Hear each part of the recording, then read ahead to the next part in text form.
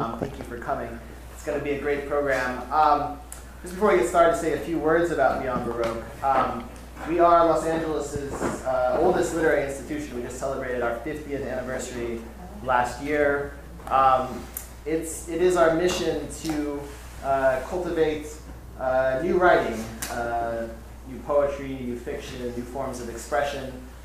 We do that in a variety of ways, one of which is through our workshop program. We have a variety of free workshops that occur on a weekly basis, as well as some paid master classes and some longer-term paid classes. The free workshops have been running continuously, at least one of them, the poetry workshop, Wednesday night poetry workshop, has been running continuously since 1969. I believe Norm, Peggy's husband, told me earlier that they were both in the workshop in the 70s, maybe. Along with, there's a great number of Los Angeles' poets and writers have come out of those workshops, people like Wanda Coleman, Amy Gersler, Harry Northrop, Holly Prado.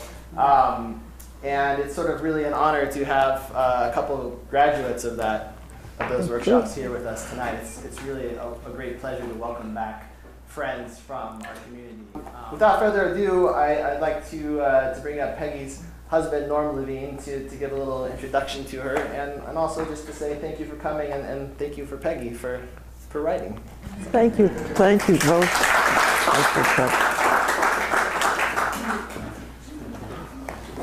Oh, who are you? You look familiar.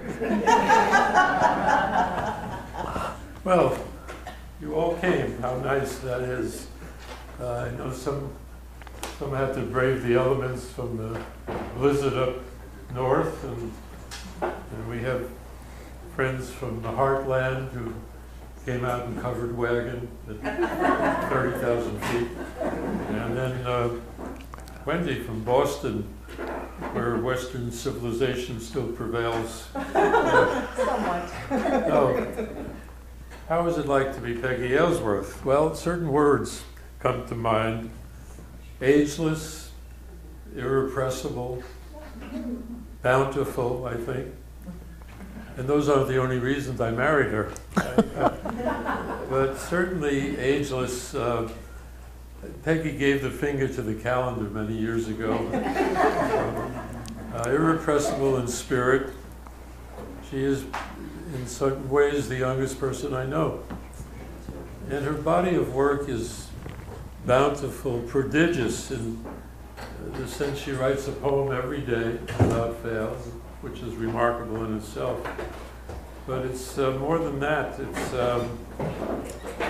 being in that place of noticing and listening and the connectivity that it takes to write poems, and the place of transformation which issues out of her being.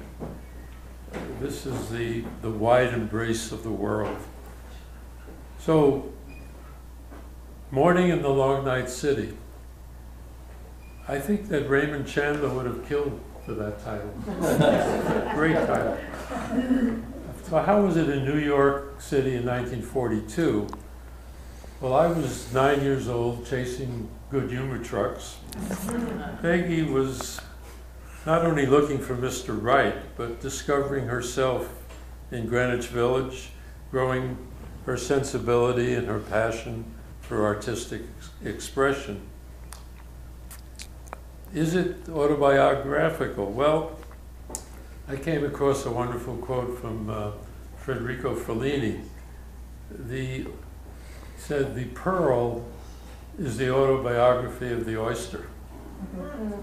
So it's unrecognizable, but certainly the offspring. The book, I tell you, everything that happened to her, most of the important things that happened to her in those years is not in the book. And what's in the book did not happen in terms of events in the chronicle, but it's her inner life that's explored. And that's what's revealed to me, and it's like I got to know her at that time reading the book today.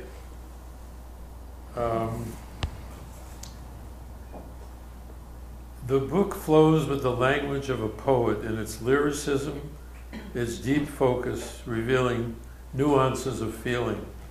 We get the landscape of Manhattan as well as the inscape of her characters. Peggy and I read the book aloud in one long sequence. Reminded me very much, really, of Virginia Woolf and Mrs. Dalloway, with the section where she's planning the party. And I must tell you, the transition from poetry to prose is not an easy feat.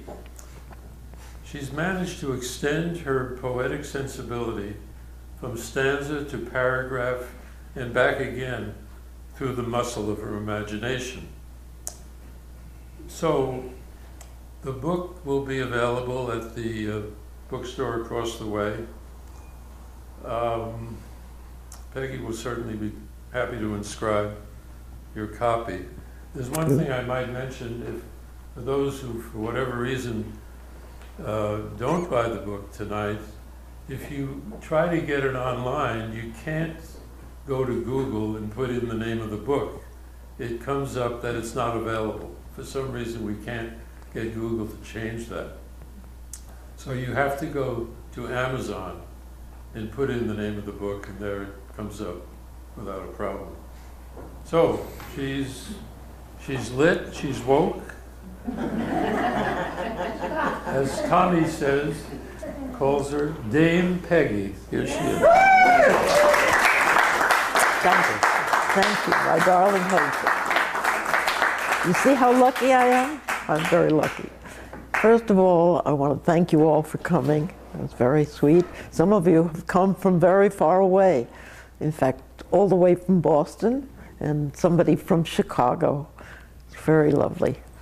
Okay, let's see. For the benefit of those who haven't read the book yet, many of you, the novel tells the personal story of Rachel Gregory, a woman living and working in New York during World War II. As a poet, she's writing a blank verse play dealing with the issue of recognition for women artists. At the start of each chapter, I quote the headlines about the war at that time. Please feel free to ask questions after the reading. Okay, I'll get into the book. Okay. Now, there are several people mentioned in this passage. Maura is Rachel's best friend, and Catherine was her best friend in high school, and then I mentioned some relatives that brought her up, so that filled it in a little bit. Okay. Tell me, Maura, what is morality? It was another time. One could say worse, objectively or subjectively, depending on the degree of involvement. In far-off places, young men were dying unnatural deaths. The old civilized world warred while men sailed from the New World ports to kill and be killed, to end tyranny, or so it was believed. Rachel sat on a strange bed, somewhere in the city, in her 22nd year, disengaged, now eating an apple. She asked the young woman named Maura the question, wanting, wanting, wanting, crack into the juicy pulp. With the sweet, crisp mass in the mouth, the lunchroom, school lunchroom, Catherine drifted out of the cocoon days. Oh, what a queer thing, a wanting, a physical wondering without answer. In how many words had Cat moved? Where? Strayed? Where? How long had it been? Rachel, pages and pages covered, crumbled, saved as though important. Two men loved, released to war as though unimportant. The person, the describable self, removed, moved to strange rooms, yet something left. Left where? With what? With whom? Uncle Jesse was dead. Eleanor was married, but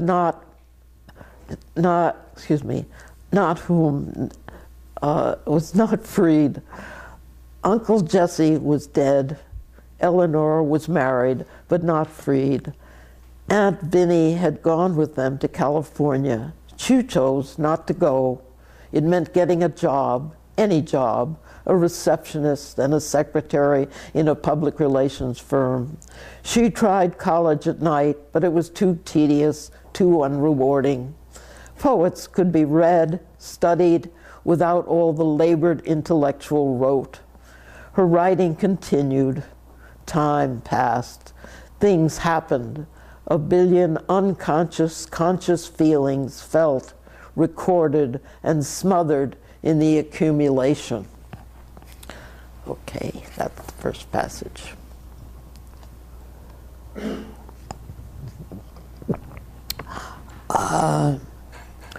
With most men gone off to war, Rachel is tempted by a married man who works in the office where she works. Let's see. Dark and murmury, the cocktail lounge had a comforting effect, enclosing its patrons in an aura of intimacy. She sipped the sour, sweet liquid, cold and greenish in its stemmed vessel, and felt its effect, registering in a pleasant loosening of control. Rachel looked at the man sitting across the table and, in the dimness, felt close to him. Strange, an hour ago, when Grant smiled his invitation over her desk, she thought of accepting only to satisfy a challenge. Well, at least partially. War, for the waiting, had its frustrations. And then, waiting for what? Paul and Johnny had long ago ceased to be more than fondly remembered.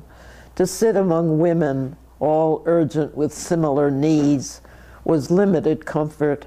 The man across the table was smiling. "You look appealing," he said, as though testing.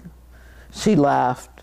It was a coy, foolish game, civilized but no longer subtle.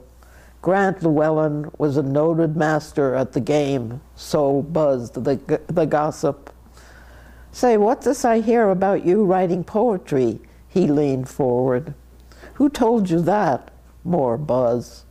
"Jack said it was good stuff, too deep for him, but he said it would probably sell." Yes, she thought, Jack Hale would think in those terms. The measure of merit is recognition in dollars and cents, and this too was civilized and sensible. Poetry long ago lost its contact with people.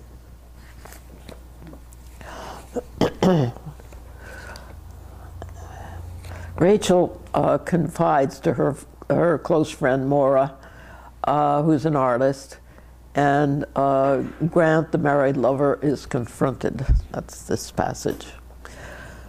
"Yes, actually, I'm working on the play. It's going fairly well, but I get stuck. Frustrating." "I know how that is." Maura gave a quick smile, then frowned slightly. "You've taken on a big bite, writing from a 15th century sensibility, let alone our own." "I get caught in Miranda's dilemma, even though I don't have her dedication." Rachel sighed. "You remember Sime Lieber, the soldier I met before I got sick?" "Oh, yes. You stopped seeing him, didn't you?" "Well, he's been writing, and I've answered.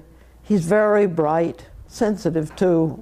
I sent him an outline of the play, and he was very encouraging, had some marvelous insights. He hopes to be transferred back in this area again." "Oh?" Maura raised her dark eyebrows slightly. "For God's sake, Maura, I hardly know him. And besides, he's a soldier, and you know how I feel about them. Mothers, fathers, soldiers, they all die before their time." She thought of Lenore's brother. "They leave you." Grant, okay, well, let's pause. Grant pulled out, as he always did, at the moment of climax, spewing the unhoused sperm onto the towel under Rachel's body. Limply, they lay together. She wondered if he felt more satisfied than she, if the release gave him enough. It must, she thought. He comes back. Rachel sat up abruptly, fumbled with her clothes in the dark. Grant laughed, reached for his cigarettes and lit one. "What's the matter?" She turned on the lamp. "Nothing," she lied. Grant began dressing. "Grant?" "Eric Bergstrom's exhibit is opening in a few weeks. Will you go with me?" "I'm not much on art. You know that." "Well, that isn't exactly the point." "What is?" "That we do something else together, besides this." "Oh, Christ. So that's what's bothering you. You women, you're all alike." "Is that what you think?" She felt numb, cold, and weak. "Grant, can't you understand how I feel?" "No. You seem to like it as much as I do. Look, Rachel, we have fun together. Let's not spoil it. I'll take you to a movie or something if you want, but don't try to make this into something it isn't." The words were real. She understood them clearly. They left no loopholes, no hidden possibilities. As she looked at him, stripped of the illusion she'd clothed him in for so long, she felt a terrible deadening, a closing of the imagination. It wasn't a shock. Her deepest sensibilities hadn't allowed her to be completely without the defense of insight. But she wasn't armored. She wasn't shielded against so direct a blow. More than her feelings, more than her vanity, it struck a central mark, flooding her with a sudden wave of nausea. The anger spewed out. "Fun? Do you call this fun? This half-assed fucking? No, Grant, it's not for me. I need something else. I need it. Do you understand? I need it. I don't want this anymore." She looked directly at him. He'd put on his coat, held his hat in one hand, looked away from her. "Okay," he sighed. "I think you're a rainbow chaser. You're looking for Prince Charming, and that's not me." He paused. "It's too bad. Well, good luck." There was a softness in his voice that momentarily disarmed her, and she was glad that he moved quickly to the door and was gone. Okay. A man in his 40s enters Rachel's life as an important friend. Okay, where do I start that? Here we go. "I'll hold the glasses if you pour," said a deep voice to her left. She looked up into the pleasant face of the man Maura had identified as Max Sorkin. In his middle 40s, balding, his high cheekbones and deep-set eyes gave him a look of youthful intensity. His mouth was full and sensitive, its corners barely touched with sorrow. "Oh, all right. I'm not quite used to this job. Well, I must confess, I'm not very experienced either, but maybe together. I'm Max Sorkin. I know who you are. You're Rachel Gregory," he smiled. "Maura told me. I don't know what's gotten into Maura tonight. She's usually terribly shy." That sounds like a mother's remark. Rachel flushed, but at the same time she was pleased at the directness. "I guess I do feel maternal toward Maura at times. Mother, mother, make my bed. Oh, make it straight and narrow."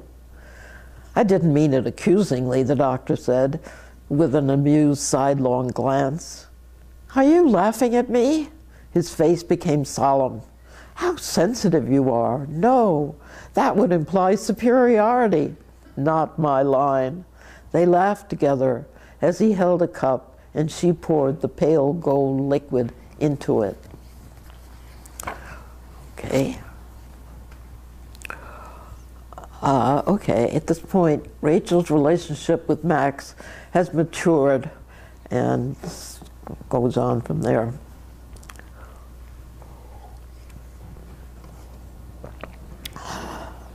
Rachel's small apartment bulged with a diverse assortment of people coming together in the hope of partying.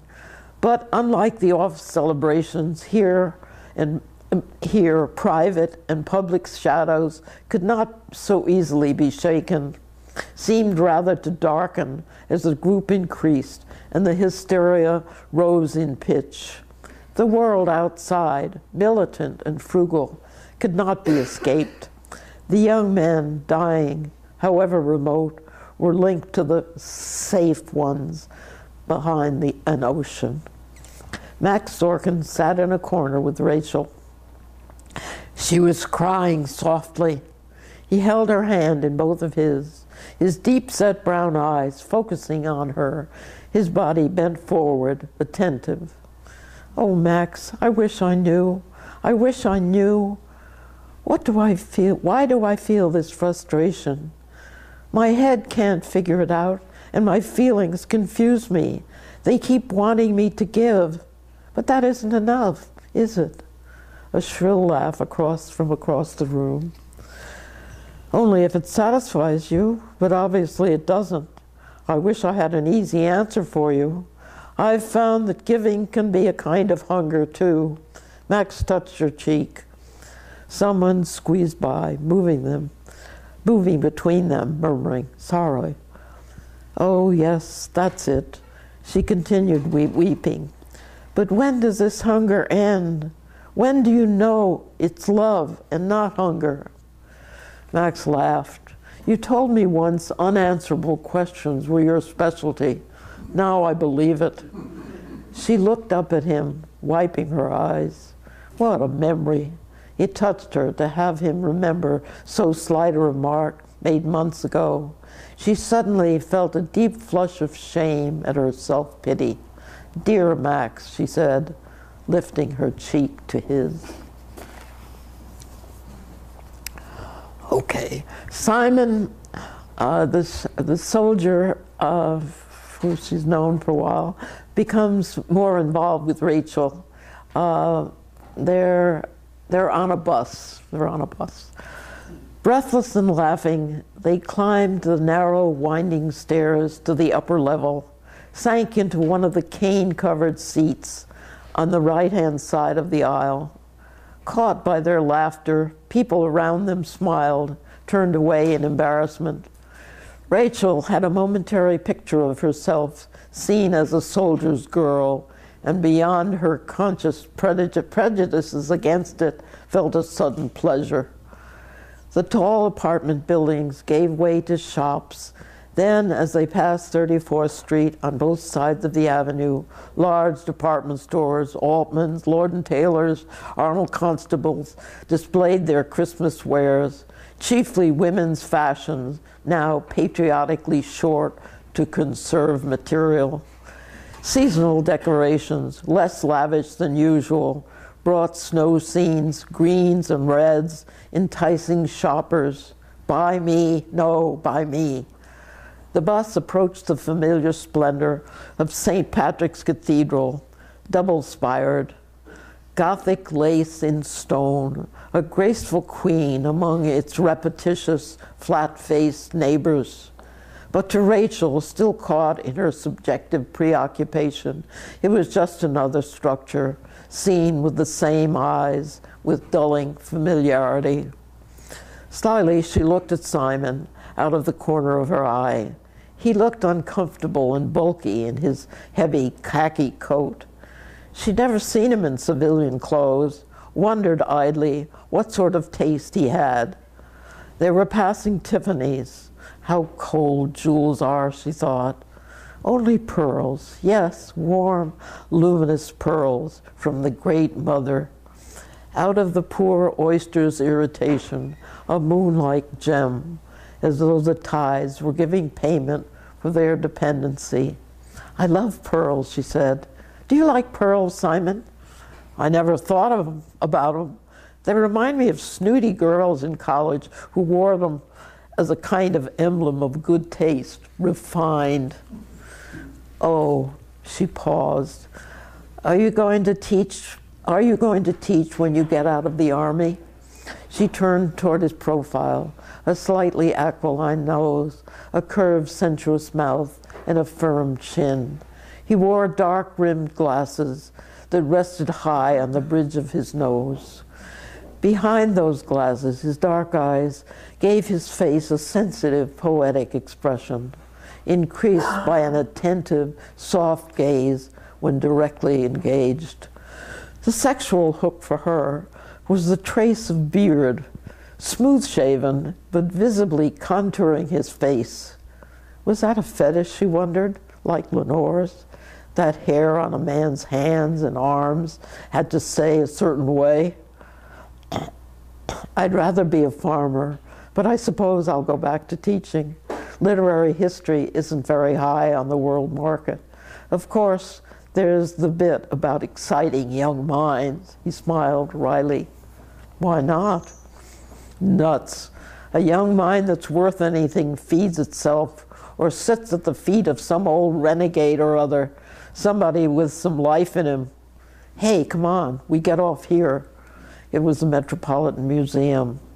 They ran across Fifth Avenue, dodging traffic, and quickly climbed the wide stone steps, moving into the high-ceilinged halls that brought a cathedral hush to voices and searching look to faces. I love this old place, Rachel whispered. Okay. Simon and Rachel spend a weekend at a friend's cabin in the woods. They go out to dinner. Simon indirectly proposes. Okay.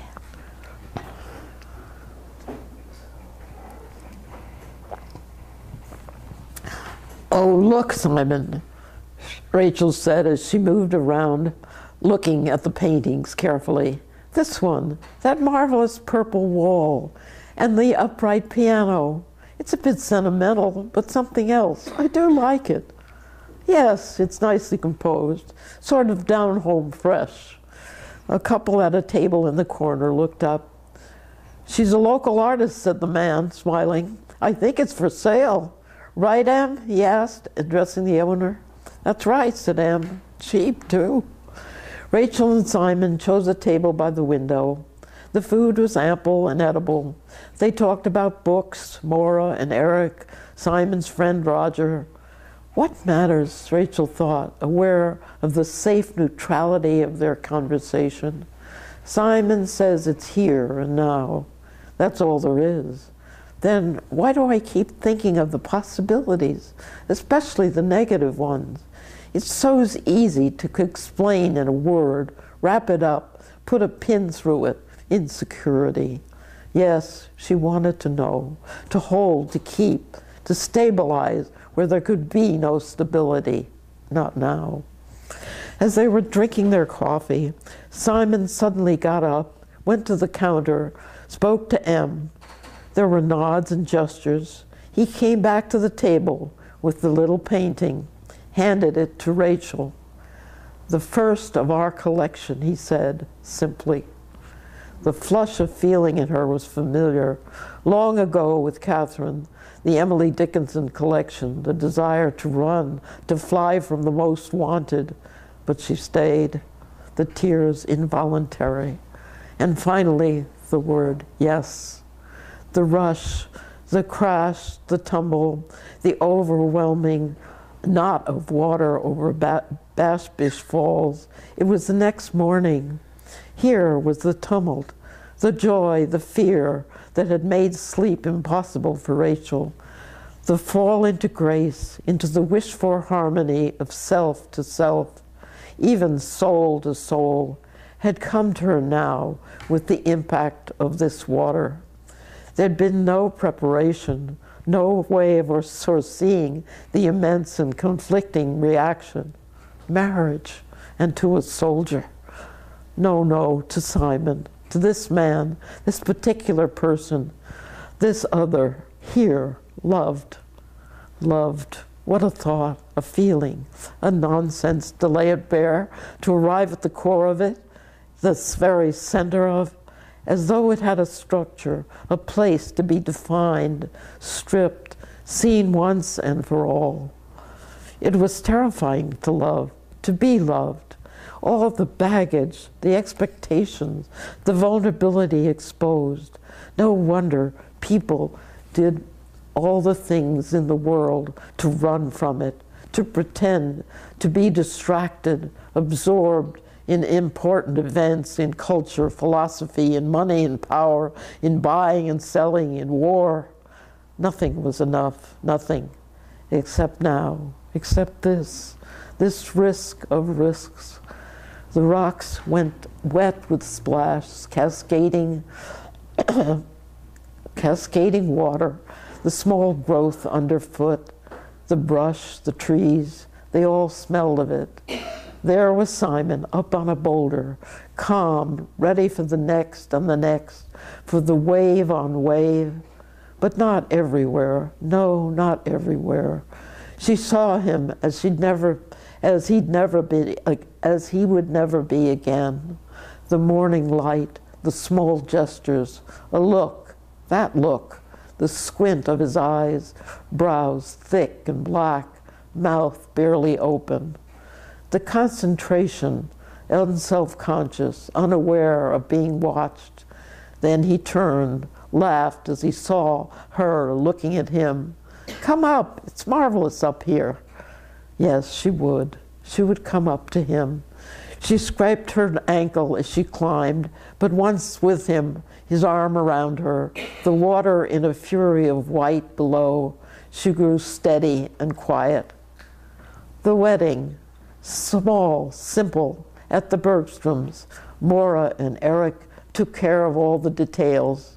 Rachel leaned on Marx's arm, as Maura had, and afterwards another 2 days at Roger's cabin. Okay. Max gives a dinner party. He and Maura ruminate. Eric, Eric, an artist. I don't know why I said that. Okay, this will be the end. My God, thought Max, aware of something indefinable, as though he were suddenly taken, not so much against his will as beyond it. A sense of protection. It directed itself toward Simon. Simon, gone to war, overseas, in danger, there, bombs, street fire. Max had the almost uncontrollable impulse to rush to Simon, hold him as he would a son, give him some blessing that would carry him even the worst, as though this were the deepest witness, man to man, that whatever Simon must face was known, not in the customary way of knowing, not through empathy, but as a seal, a covenant, a promise kept. He looked at Simon. Simon, Max said. Simon turned. Max smiled, feeling an inexplicable freedom. The others were talking about the war, about the liberation of Paris, conjecturing when would it end, what about Japan? How then, Eric thought, how does the artist affect all this? Discussions, fears, hopes like these were going on all over the world. And yet there was the canvas, the eye, the hand, the stroke of paint. He longed to be in the studio, to paint what he knew and what he didn't, to give himself over, to head out into the crags, the tunnels, the farthest reaches where pain and pleasure collide, where the raven dives down, stealing the sun one more time, into it. He felt the pull of it, even the weight of it, and then suddenly Rachel's hand was on the back of his neck, cool and startling. He let out a roar of laughter. The trickster had caught him, bringing him into balance. He was here among these dear people, the moon slanting its light through the window behind Maura. But what if, he thought in a brief moment of panic, What if I lose that imbalance, the very urgency of it that impels my work? Maura drank some wine, uneasy about the war talk, watching Rachel. Simon was a soldier, something terribly inevitable about that for a young man in these times. A man could feel heroic, but for the woman left behind, what? As Maura looked at Rachel's eyes in the candlelight, seeing her toy with a butter knife, she felt nervous, much as she did in the formative stages of a painting. In a moment of clairvoyance, she foresaw the challenge of pain for her friend, followed by some event of poignant joy. Was she pregnant? Maura wondered. Of course, her play. Yes, that was a child of its own, but not the same, not for Rachel. What's the link that bonds us, she questioned, feeling it. In any case, may it all be well. That's it.